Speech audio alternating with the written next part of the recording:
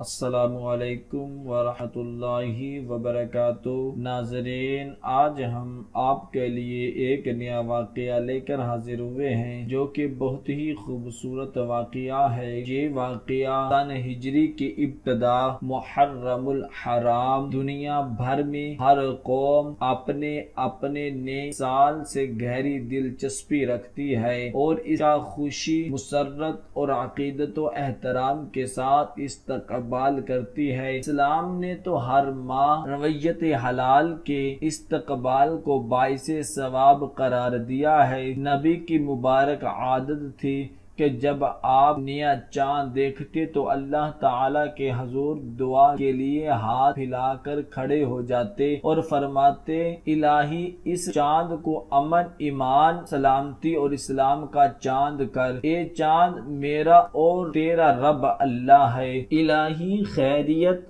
اور ہدایت کا چاند ہو میرے مولا، خیریت اور ہدایت کا چاند ہو الہی، خیریت اور ہدایت کا چاند ہو میرا، اس ذات پر ایمان ہے تم کو پیدا کیا۔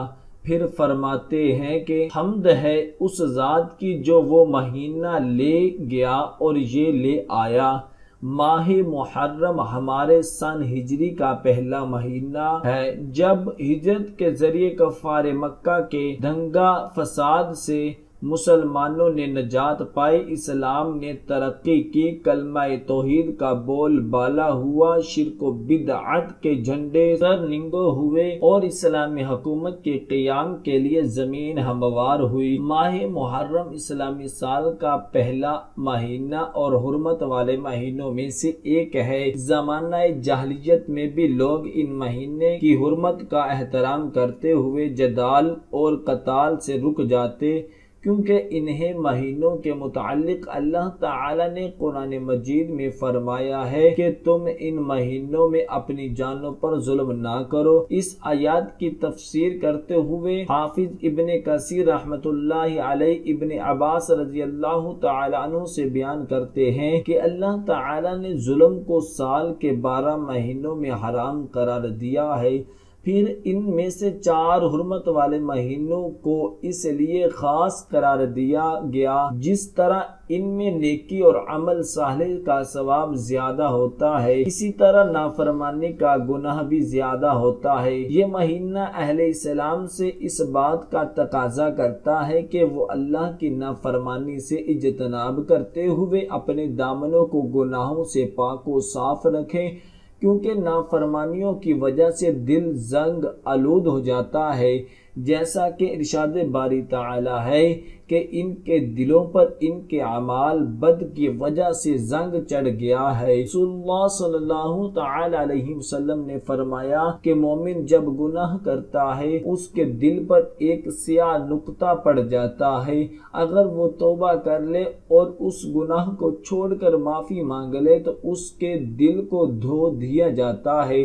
اگر وہ گناہ پر گناہ کرتا چلا جائے تو سیاہی بڑھتی چل جاتی ہے، یہاں تک کہ اس کے دل پر چھا جاتی ہے۔ یہی وہ زنگ ہے جس کا تذکرہ اللہ نے قرآن مجید میں کیا ہے۔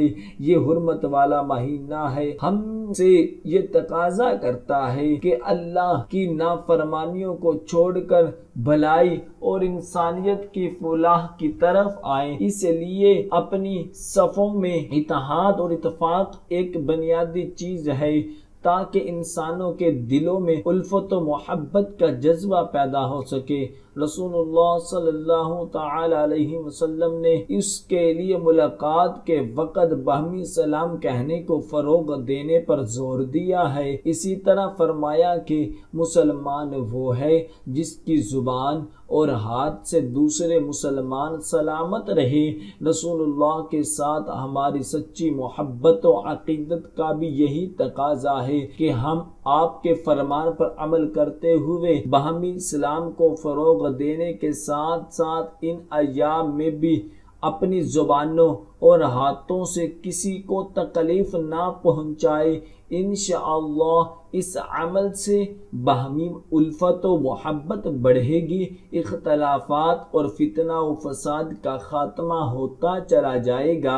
اگر تاریخ کی ورق گردانی کی جائے تو یہ بات اظہر منعشم ظاہر ہوتی ہے کہ اسلامی سال کا آغاز اور اختتام شہادتوں کے ساتھ ہے، کیونکہ اسلامی سال کے آخری ماہ ذوالحجہ میں سیدنا عثمان غنی رضی اللہ تعالی عنہ کو شہید کیا گیا، اور سال کے آغاز یکم محرم کو عمر فاروق رضی اللہ تعالی عنہ اور 10 محرم کو حضرت امام حسین رضی اللہ تعالی عنہ اور ان کے ساتھیوں کو شہید کیا گیا۔ ان میں کوئی شک نہیں کہ عثمان غنی رضی اللہ تعالی عنہ داماد رسول اور عمر فاروق رضی اللہ تعالی عنہ مراد رسول تھے۔ یہ بھی ایک حقیقت ہے کہ رسول پاک کو اپنے نواسے حضرت امام حسین رضی اللہ تعالی عنہ کے ساتھ شدید محبت تھی، کیونکہ وہ آپ کی پیاری بیٹی سیدہ فاطمہ الزہرا رضی اللہ تعالی عنہا کے لغتے جگر تھے۔ رسول اللہ صلی اللہ تعالی علیہ وسلم نے حضرت امام حسن امام حسین رضی اللہ تعالی عنہ کو اپنے سینے سے لگا کر فرمایا، اللہ میں ان سے محبت کرتا ہوں، لہٰذا تو بھی ان سے محبت کر۔ سیدنا ابو ہریرہ رضی اللہ تعالی عنہ سے مروی ہے کہ رسول اللہ اپنے گھر سے نکل کر ہمارے پاس تشریف لائے۔ آپ کے دونوں کندھوں پر حسن و حسین رضی اللہ تعالیٰ عنہ سوار تھے، آپ ان سے پیار کر رہے تھے۔ ایک شخص نے سوال کیا کہ اے اللہ کے رسول، آپ کو ان سے محبت ہے؟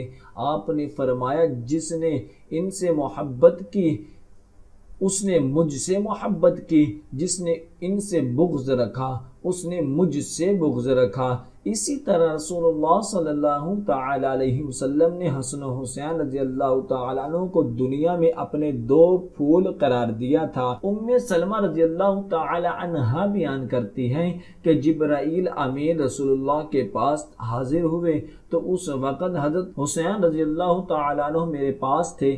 اچانک حضرت حسین رضی اللہ تعالی عنہ نے رونا شروع کر دیا۔ میں نے انہیں چھوڑا تو وہ سیدھے رسول اللہ کے پاس جا کر بیٹھ گئے۔ جبرائیل امین رضی اللہ تعالیٰ عنہ نے سوال کیا کہ اے اللہ کے رسول، کیا آپ نے ان سے محبت کرتے ہیں؟ تو آپ نے فرمایا ہاں۔ پھر جبرائیل امین نے عرض کی کہ انہیں ان قریب شہید کر دیا جائے گا۔ اگر آپ چاہیں تو مینا آپ کو اس سرزمین کی مٹی دکھلا دوں جس پر انہیں شہید کیا جائے گا۔ انہوں نے پھر وہ مٹی آپ کو دکھلائی۔ یہ وہی سرزمین تھی جسے کربلا کہا جاتا ہے۔ دعا ہے کہ اللہ تبارک و تعالی ہم سب کو ان کلمات پر عمل کرنے کی توفیق عطا فرمائے۔ صدق اللہ العظیم۔